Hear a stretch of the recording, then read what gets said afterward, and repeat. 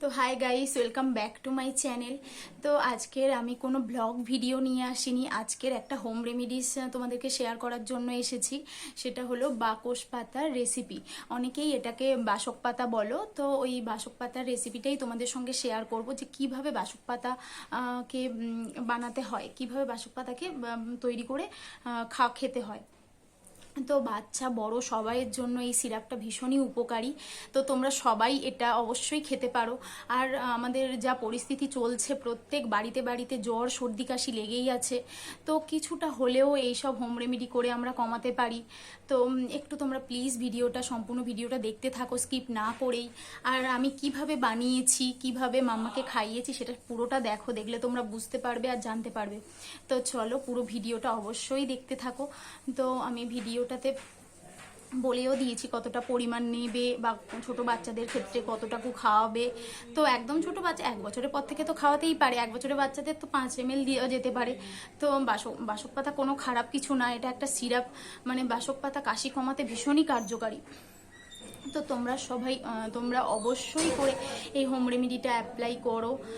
আমি আমার বাচ্চার ক্ষেত্রে, আমার বাচ্চার বয়স 3.5 বছর, তো আমি ওকে বাসক পাতার রেসিপিটা ওকে খাইয়েছি। তো এর আগে আমি একটা তোমাদেরকে হোম রেমেডি দিয়েছিলাম, ওটাতে দেখেছো তুলসী পাতা মধু মাম্মাকে খাওয়াই। আমি এই 2 সপ্তাহ কন্টিনিউ করছি এগুলোকে নিয়ে। দেখছি আমার মানে মেয়ের কাশিটা অনেকটা কমেছে। তাই আমি ভাবলাম যে এই বাকস পাতার রেসিপিটাও তোমাদেরকে শেয়ার করি। তো তোমরা অবশ্যই আমার ভিডিওটা দেখতে থাকো যে আমি কিভাবে বাসক পাতার সিরাপটাকে বানাচ্ছি। তো চলো দেখো। তো হাই গাইস, চলে এসেছি আমরা এখানে রেমেডি করতে। তো দেখো আমি এখানে বাকস পাতার রেসিপিটা কিভাবে বানাচ্ছি। তো দেখো, আমি প্রথমে পাতাগুলোকে ভালোভাবে ধুয়ে নিয়েছিলাম, যেহেতু গাছে থাকে। এর আগেও ভিডিওতে আমি বলেছি যে কোনো পাতা, বা তুলসী পাতা হোক বা বাকস পাতা হোক, যাই খাওয়াও না কেন ভালোভাবে পরিষ্কার পরিচ্ছন্ন করে নেবে। তো এখানে দেখো আমি বাকস পাতাগুলোকে ভালোভাবে ধুয়ে নিয়েছি।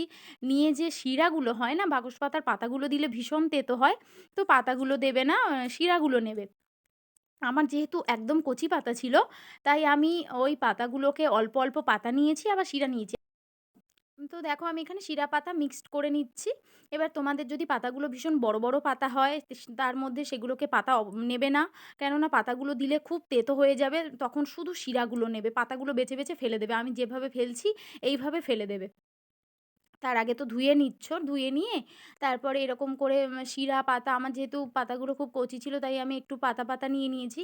আর পাতা দিলে কিন্তু খুব তেতো হয়, যে সিরাপটা বানাবো খুব তেতো হবে পাতা নিলে। তো আমার মাম্মা যেহেতু এর আগে থেকেই খাচ্ছে, তো একটু তেতো হলেও দেখছি ও খেয়ে নিচ্ছে। প্রথমে না না করছিল, পরে আবার খেয়ে নিচ্ছে। তো দেখো আমি পাতাগুলোকে ভালো করে বেছে নিয়েছি। নিয়ে এবার আমি এই পাতাগুলোকে আর একবার একটু গরম জলে ধুয়ে নেব। দেখতে পাচ্ছ আমি এখানে পাতাগুলোকে ভালো করে ধুয়ে নিয়ে তারপর হামানদিস্তাতে দিয়ে এবার ভালো করে যে শিরাগুলো আছে না, শিরাগুলো থেকে রস বের করব। তো ভালো করে থেঁতো করতে হবে। তো জোরে জোরেই একটু থেঁতো করো। যার যত রাগ আছে, মনের রাগ, সব কিছু এখানেই মিটিয়ে নিও জোরে জোরে থেঁতো করে। তো তারপর দেখো আমি এখানে একটু সব কিছু রেডি করে নিচ্ছি। যা যা দেবো, একটু সামান্য গোলমরিচ, তারপর দিয়ে দেবো একটু আদা, আর তারপর হচ্ছে তালমিছিরি। আর গোলমরিচটা যখন দেবে একদম সামান্য পরিমাণে দেবে। আর আমি পরিমাণটা বলেই দিচ্ছি, যারা যদি একটা গোলমরিচ হয় সেই একটার হাফ, অর্ধেকটা দেবে। কেননা গোলমরিচে ভীষণ ঝাল হয়, আদাতেও ভীষণ ঝাল হয়। তো বাচ্চাদেরকে বেশি দেওয়া যাবে না আদা গোলমরিচ। আদাও একদম সামান্য পরিমাণ, আর গোলমরিচও সামান্য একটুখানি দেবে। তো আমি এখানে পরিমাণ দেখিয়েও দিয়েছি তোমাদেরকে, ভালোভাবে দেখে নাও কতটুকু কি দিয়েছি। তালমিছিরিটা দিয়েছি, তালমিছিরি ওইরকম পরিমাণে দিয়েছি। আদাটাও দেখো আমি ঘষছি, আদাটা পরিমাণে একদম অল্প দেব। তো এখানে তোমরা সব দেখতে পাবে। তারপর হামানদিস্তাতে সব কিছু দিয়ে একটু থেঁতো করে নেব। আর ওইগুলো যখন ফুটবে তখন একটু একটু করে দিয়ে দেবো। আমি শুধু তোমাদেরকে দেখানোর জন্যই আমি এখানে সব কিছু পরিমাণ নিয়ে নিয়েছি। তো দেখতেই পাচ্ছ আমি কিন্তু অনেকটা করব, আমরাও খাবো।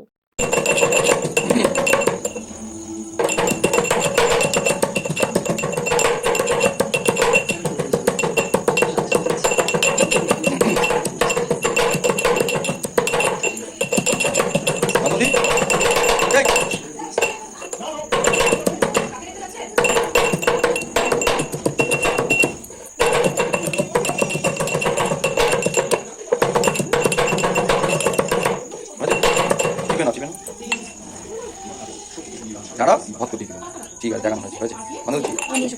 তো গাইস ওদিকে দেখতেই পেলে আমার যত রাগ ছিল সব হামানদিস্তাতে দিয়ে দিয়েছি। এবার তোমাদেরও যত রাগ আছে এরকম করে থেঁতো করবে, মানে হামানদিস্তার উপরে সব রাগগুলো দেখাবে। তো দেখো ওদিকের কাজ তো কমপ্লিট হয়ে গেছে। তো এদিকে আমি চলে এসেছি, জল বসিয়ে দিয়েছি সসপ্যানে করে, মানে মাম্মার জন্য এই পরিমাণ জলে আমি ওটাকে ফোটাবো। তো এবার আমার জলটা একটু গরম হবে, গরম হলে আমি পাতাগুলোকে, যে বাকস পাতাটা থেঁতো করে রেখেছি ওটাকে আমি দিয়ে দেবো জলের মধ্যে। তো একটু জলটা গরম হওয়ার সঙ্গে সঙ্গে আমি ওটাকে দিয়ে দিলাম। তো দেখতেই পাচ্ছ যে আমার পাতাগুলো কেমন কালার এসে গেছে, আর রসটাও দেখো কি সুন্দর এসেছে।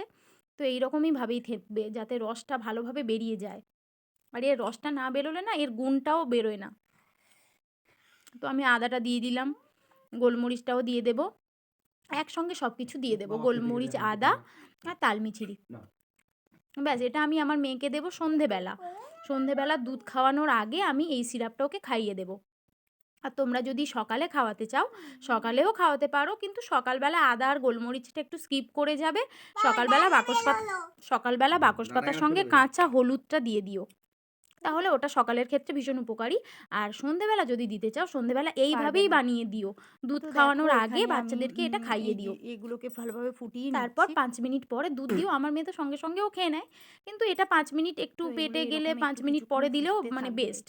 তো আমি এইটাকে দেখো এখানে ফুটছে, তোমরা দেখতেই পাচ্ছ কেমন ভাবে দিলে তোমরা বুঝতে পারবে না জলের মধ্যে, মনে হবে খুব তাড়াতাড়ি হয়ে গেছে, কিন্তু আমি চাই না যে এটা খুব তাড়াতাড়ি তোমাদেরকে সম্পূর্ণ দেখাবো আমি কতক্ষণ ফুটিয়েছি না এরকমই দেরি করে, তোমরা এরকমই ফুটিও।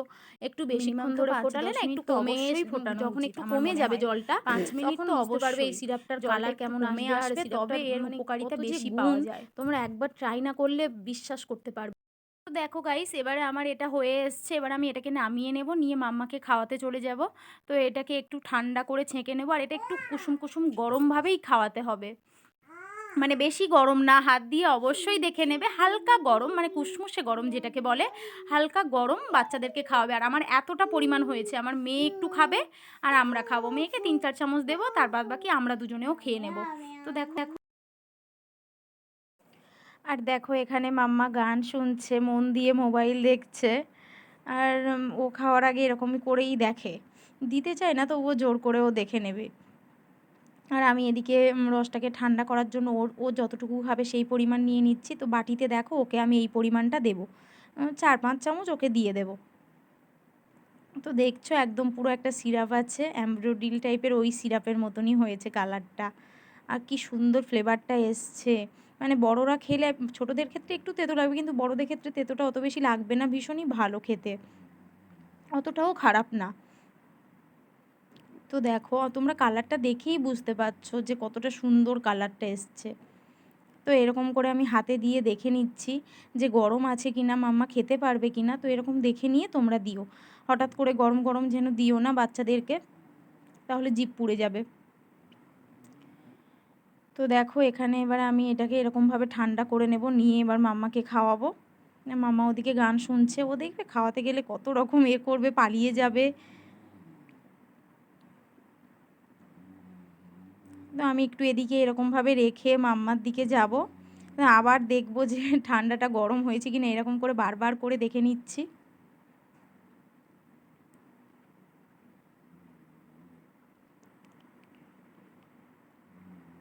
নিয়ে এবারে আমি মাম্মাকে দেব।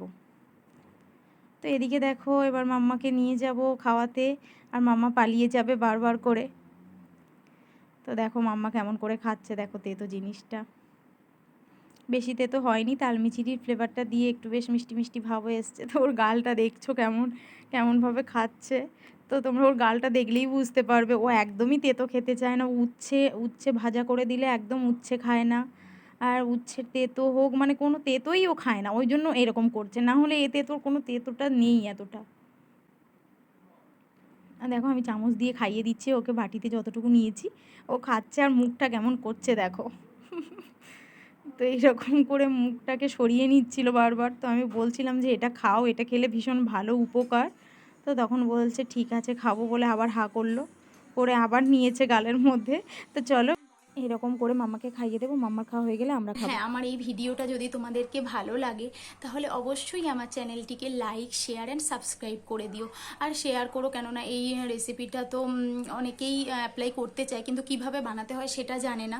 তো অবশ্যই তোমরা শেয়ার করে দিও, তাহলে সবাই জেনে যাবে। আর চ্যানেলটাকে প্লিজ সাবস্ক্রাইব করে দিও।